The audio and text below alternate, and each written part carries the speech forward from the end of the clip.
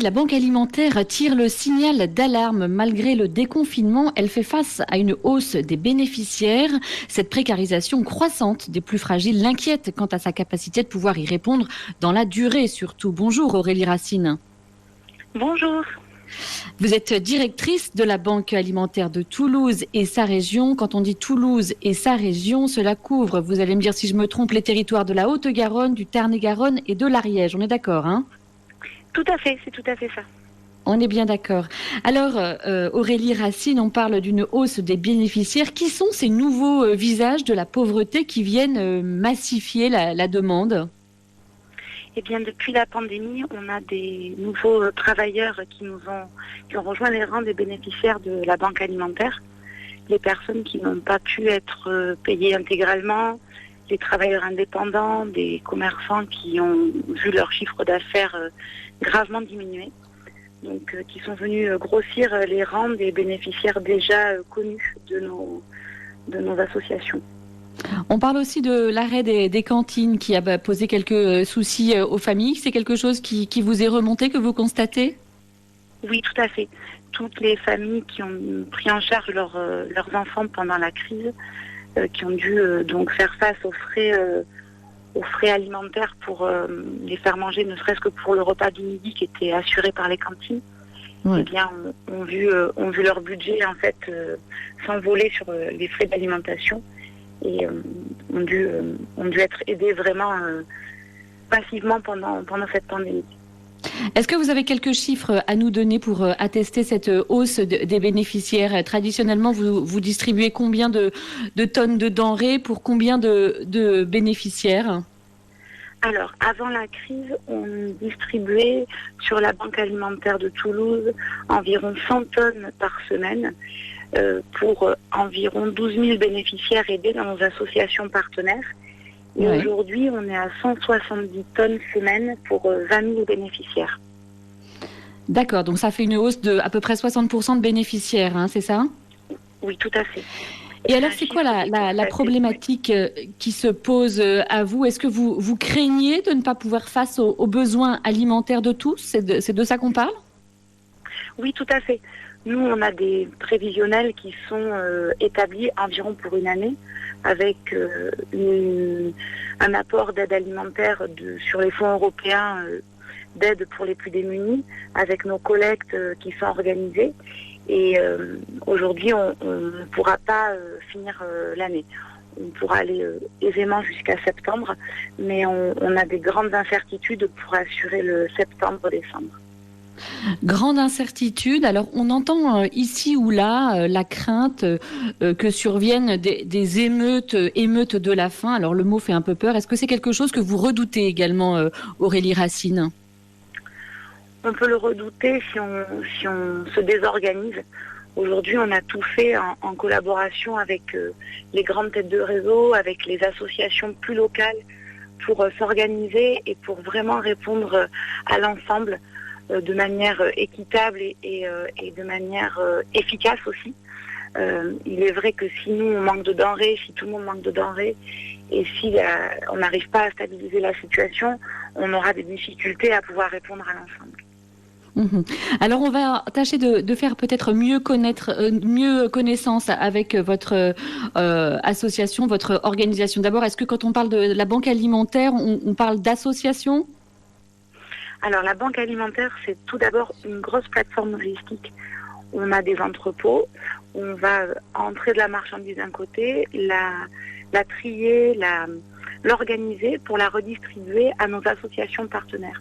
Nous, on ne distribue pas en direct aux bénéficiaires, on distribue à des associations qui, elles, vont prendre en charge les bénéficiaires de l'aide alimentaire. Vous êtes l'association des associations, en fait, hein ? Exactement, c'est ça. C'est un peu ça. Combien d'associations pour la plateforme logistique de Toulouse viennent se fournir traditionnellement ? Alors traditionnellement, on est à 95 associations partenaires qui sont des associations d'aide alimentaire, des CCAS ou des centres d'hébergement. D'accord. Et ce sont ces associations qui arrivent avec leurs camions et qui viennent charger les denrées que vous avez à leur proposer ? Tout à fait, c'est ça. Le matin, nous, on a nos camions qui tournent pour aller ramasser, collecter des denrées alimentaires. On va ensuite les trier par famille, les préparer et les redistribuer l'après-midi à nos associations qui ont un créneau de passage, généralement une fois par semaine, qui vont venir faire l'enlèvement pour à leur tour organiser leur distribution. Et vous, puisqu'on est en train de parler pas de risque de pénurie, mais en tout cas de crainte de ne pas pouvoir faire face à l'ampleur des besoins à combler.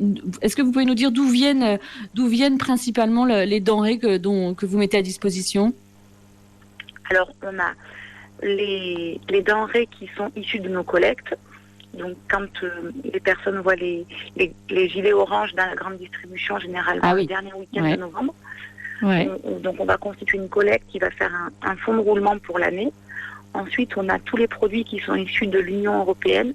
Donc, ce sont des denrées brutes pour couvrir les besoins des publics les plus démunis. Donc, ça sera des conserves, des féculents, voilà. Et puis après, on a tout ce qu'on fait tous les jours de collecte auprès de la grande distribution ou de l'agroalimentaire. Et principalement, ce sont les produits frais, les yaourts, le fromage, les fruits et légumes, et tout ce qu'on pourra sauver du gaspillage alimentaire. Donc tous ces produits vous sont donnés et vous, à votre tour, vous les restituez gracieusement également aux 95 associations qui dépendent de vous, c'est ça ? Exactement. Nous, on va en assurer la collecte. On va arriver à faire coller ce qu'on a ramassé aux besoins des associations. On va essayer de le faire le mieux possible. Et effectivement, après, elles vont venir se servir sur notre dépôt, comme sur un dépôt classique, où elles vont emmener avec elles... elles font leurs courses, en fait. Voilà, exactement. Elles viennent faire votre course à la banque alimentaire. Vous vous situez, en tout cas pour ce qui concerne Toulouse et sa région, avenue de Fronton. Alors, on parle avec vous, Aurélie Racine. Je rappelle à ceux qui nous rejoindraient que vous dirigez la banque alimentaire de Toulouse et sa région. Et on parle de ce signal d'alarme que vous tirez, eu égard à la précarisation croissante des plus fragiles, à la hausse de vos bénéficiaires, 60% de bénéficiaires en plus depuis le confinement. Ça ne s'est pas arrêté avec le déconfinement. Comment est-ce que vous vous êtes adapté à cette situation ? Autrement dit, comment la crise sanitaire, en plus de vous donner plus de bénéficiaires, vous a fait modifier votre façon d'intervenir ? Alors nous, c'est vrai qu'on a dû totalement se réinventer dans l'urgence. Ah oui ? On est sorti finalement de notre zone de compétences classique pour aller aussi au-devant des bénéficiaires. Donc on a fait des partenariats où on va directement distribuer des denrées alimentaires. On l'a fait avec le Crous de Toulouse pour aller porter des colis alimentaires aux étudiants dans les cités universitaires. C'est quelque chose qu'on fait donc depuis 6 semaines maintenant. On va essayer de couvrir environ, on est sur 1500 étudiants par semaine. On a aussi, en collaboration avec les collectivités, les services de l'État. Pardonnez-moi, les étudiants, pareil, j'imagine que c'est un nouveau public pour vous ? Alors, c'est un public qui est connu tout au long de l'année pour connaître quand même des difficultés à étudier et pour certains subvenir à leurs besoins. Donc il y a des dispositifs qui sont mis en place tout au long de l'année.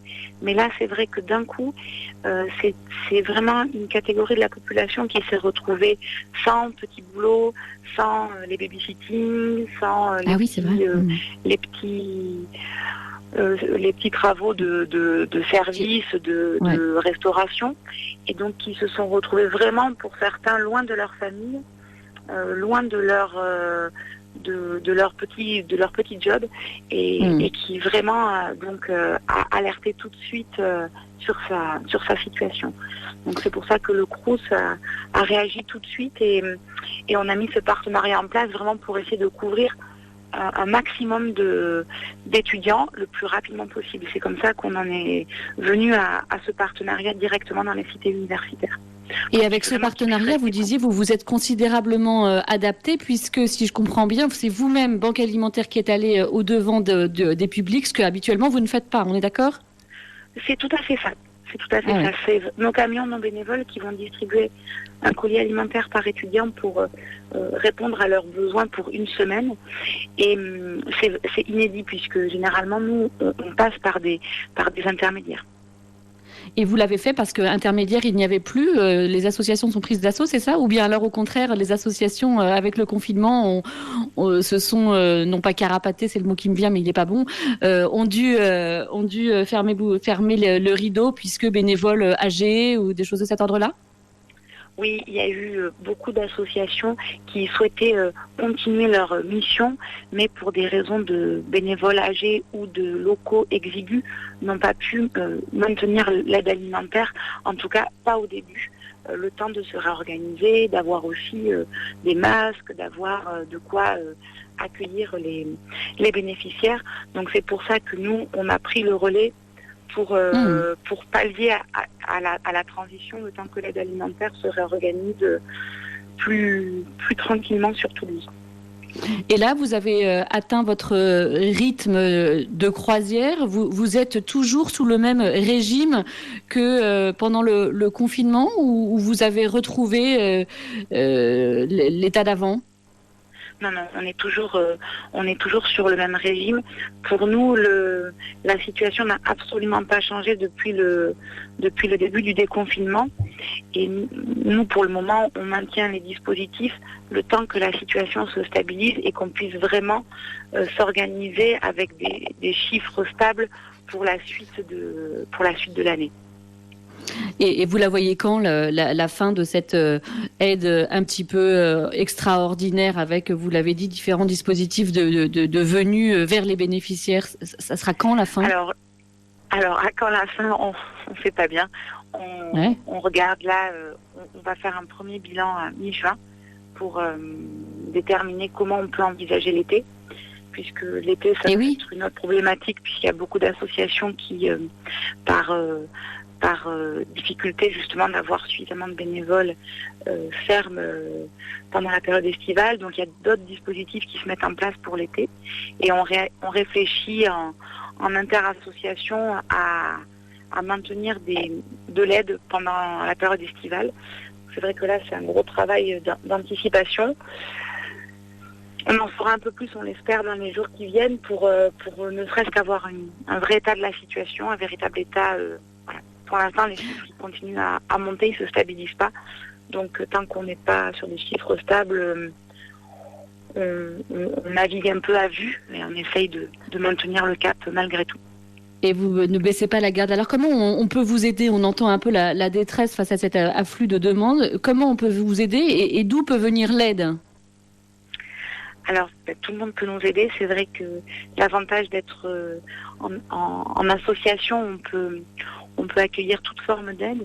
Alors, on va avoir besoin de bénévoles toujours pour assurer les roulements, puisqu'on a agrandi les amplitudes du dépôt. Donc, on ouvre le dépôt de 7h le matin à 19h le soir. Donc, on a vraiment besoin de couvrir l'amplitude avec des bénévoles qui viendront rejoindre nos bras musclés sur le dépôt.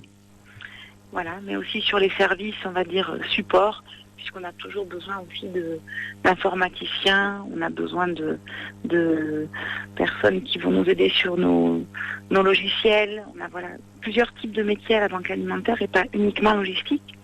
D'accord. Puis on a aussi besoin de fonds privés, de fonds des institutions ou des entreprises.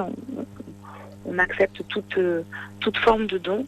Et puis, de denrées alimentaires, peut-être dans un troisième temps, on va voir comment peut-être se réorganiser pour organiser des collectes, pour continuer nos actions jusqu'à la fin de l'année.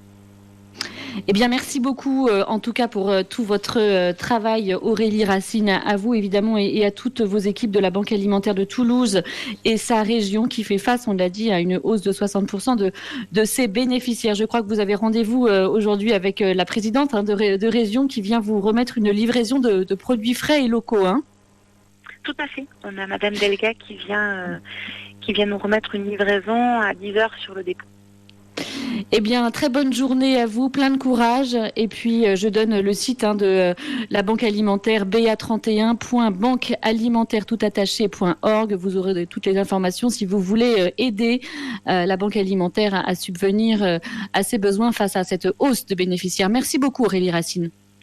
Et c'est moi qui vous remercie de mettre en valeur nos actions sur votre antenne. Merci beaucoup. Bonne journée. Merci.